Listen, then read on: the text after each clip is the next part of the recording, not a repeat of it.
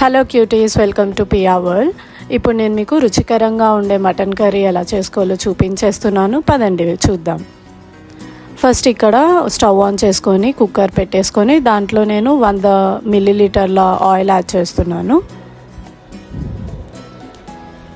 తర్వాత ఒక 2 బిర్యానీ ఆకు కూడా యాడ్ చేస్తున్నాను. అందులో ఇప్పుడు 4 నుంచి 5 ఉల్లిపాయలు యాడ్ చేసేసుకుంటున్నాను.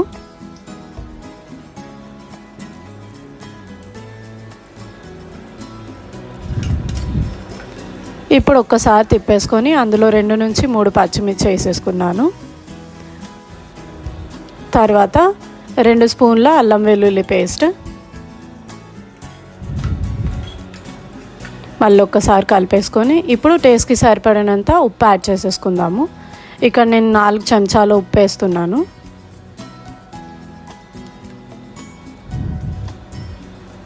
అలాగే ఇప్పుడు టేస్ట్కి సరిపడినంత కారం కూడా యాడ్ చేసేసుకుందాం. ఇప్పుడు ఒకసారి కలిపేసుకుందాం మొత్తం. ఈ కర్రీని మనం చాలా సింపుల్గా ప్రెషర్ కుక్కర్లో చేసేసుకోవచ్చు. చాలా ఈజీగా అయిపోతుంది. మీరు ట్రై చేసేయండి. నీట్గా ఇట్లా అంతా కలిసిపోయేలాగా తిప్పేసుకొని ముందుగానే శుభ్రంగా కడిగి పెట్టుకున్న ఒక కిలో మటన్ని కూడా ఇందులో వేసేసుకుంటున్నాను. ఇది చాలా క్విక్గా అయిపోయే రెసిపీ అండి. మొత్తం చూడండి. బ్యాచిలర్స్ అయినా ఎవరైనా ఈజీగా చేసేసుకోవచ్చు ఈ రెసిపీని. సో ఒక్కసారి అలా తిప్పేసుకొని మనం ఒక 5 మినిట్స్ సిమ్లో పెట్టేసుకొని మగ్గించుకుందాము. మీడియం ఫ్లేమ్లోనే మగ్గించుకోవాలి. అప్పుడే దాంట్లోని మాయిశ్చర్ అంతా వచ్చి బాగా ఉడుకుతుంది. మటన్లోంచి వాటర్ వస్తుందన్నమాట. సో దానివల్ల మెత్తగా ఉడుకుతుంది. ఇప్పుడు నేను సిమ్లోనే ఉంచి కుక్కర్ మూత పెట్టేసుకున్నాను. ఒక 5 మినిట్స్ తర్వాత హైలో పెట్టేసి ఒక 2 to 3 విజిల్స్ వచ్చే వరకు మనం దీన్ని పెట్టేసుకోవాలి స్టవ్ మీద. సో చూసారా, ఫస్ట్ విజిల్ ఇది. అట్లనే ఒక 2 to 3 విజిల్స్ వరకు మనం ఉడికించుకోవాలి.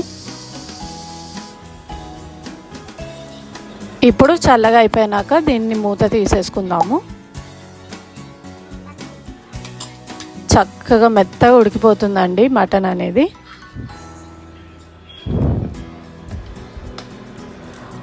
ఇప్పుడు స్టవ్ ఆన్ చేసుకొని హైలో పెట్టేసుకుందాము.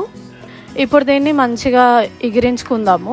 మీకు ఎంత కన్సిస్టెన్సీలో కావాలో అంత కన్సిస్టెన్సీలో దీన్ని ఎగిరించేసుకొని దాంట్లో ఇప్పుడు నేను గరం మసాలా యాడ్ చేస్తున్నాను.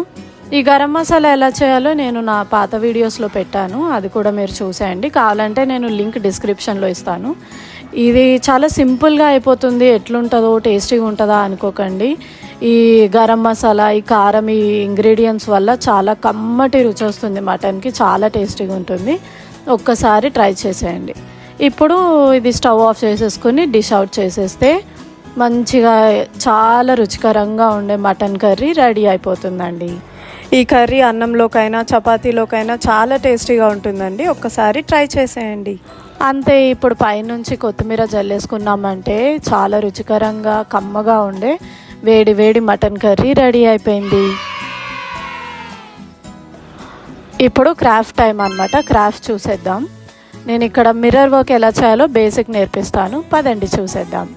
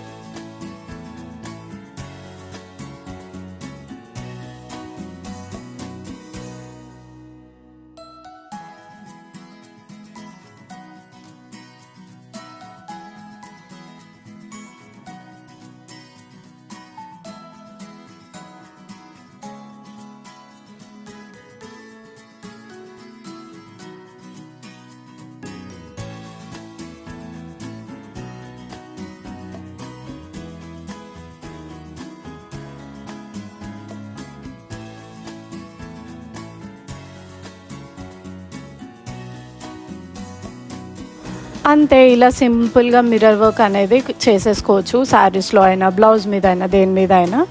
సో మీకు కనుక నా వంట నచ్చినట్టయితే, అలాగే ఈ క్రాఫ్ట్ నచ్చినట్లయితే, please do like, share and subscribe. Thank you cuties, bye.